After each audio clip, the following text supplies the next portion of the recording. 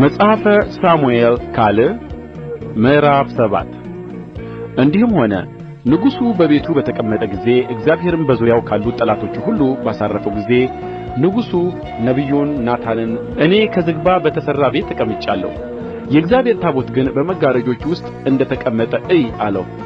ናታንም ንጉሡን እግዚአብሔር ከአንተ ጋር ነውና ሂድ፣ በልብህም ያለውን ሁሉ አድርግ አለው። በዚያም ሌሊት የእግዚአብሔር ቃል ወደ ናታን መጣ እንዲህም አለው፣ ሂድ ለባሪያዬ ለዳዊት ንገረው፣ እግዚአብሔር እንዲህ ይላል፣ የእስራኤልን ልጆች ከግብጽ ምድር ካወጣሁበት ቀን ጀምሮ እስከ ዛሬ ድረስ በድንኳንና በማደሪያ እሄድ ነበር እንጂ በቤት አልተቀመጥሁምና አንተ የምኖርበትን ቤት አትሠራልኝም። ከእስራኤል ልጆች ሁሉ ጋር ባለፍሁበት ስፍራ ሁሉ ስለምን ቤትን ከዝግባ እንጨት አልሠራችሁልኝም ብዬ ሕዝቤን እስራኤልን ይጠብቅ ዘንድ ከእስራኤል ነገድ ላዘዝሁት ለአንዱ በውኑ ተናግሬአለሁን?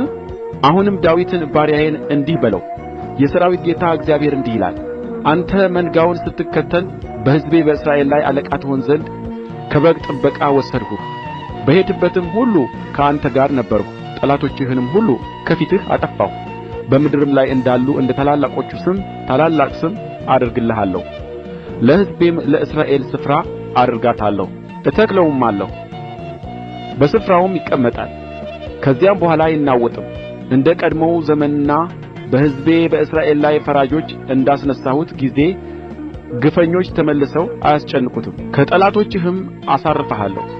እግዚአብሔርም ደግሞ ቤት እሠራልሃለሁ ብሎ ይነግርሃል። ዕድሜህም በተፈጸመ ጊዜ ከአባቶችህም ጋር ባንቀላፋህ ጊዜ ከወገብህ የሚወጣውን ዘርህን ከአንተ በኋላ አስነሣለሁ፣ መንግሥቱንም አጸናለሁ።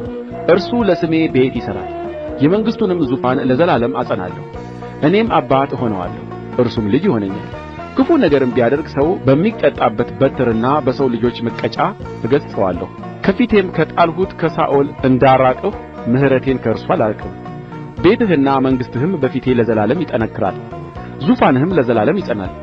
እንደዚህ ቃል ሁሉ እንደዚህም ራእይ ሁሉ ናታን ለዳዊት ነገረው። ንጉሡ ዳዊትም ገባ፣ በእግዚአብሔርም ፊት ተቀምጦ እንዲህ አለ፣ ጌታዬ እግዚአብሔር ሆይ እስከዚህ ያደረስኸኝ እኔ ማን ነኝ? ቤቴስ ምንድር ነው? ጌታዬ እግዚአብሔር ሆይ ይህ በፊትህ ጥቂት ነበረ፣ ስለ ባሪያህም ቤት ደግሞ ለሩቅ ዘመን ተናገርህ። ጌታዬ እግዚአብሔር ሆይ ይህ የሰው ሕግ ነው።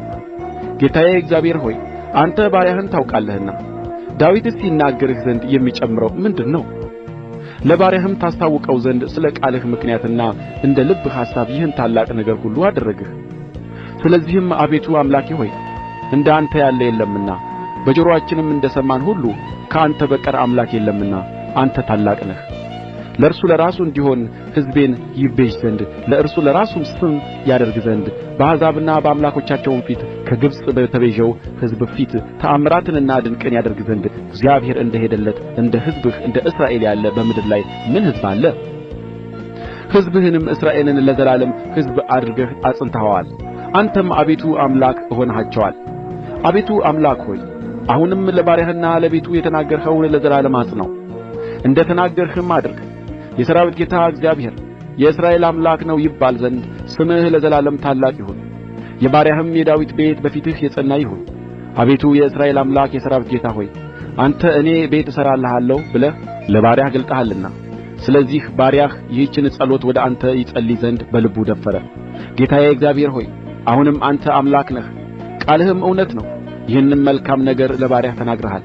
ጌታዬ እግዚአብሔር ሆይ አንተ ተናግረሃልና አሁን እንግዲህ ለዘላለም በፊትህ ይሆን ዘንድ የባሪያህን ቤት እባክህ ባርክ። በበረከትህም የባሪያህ ቤት ለዘላለም ይባረክ።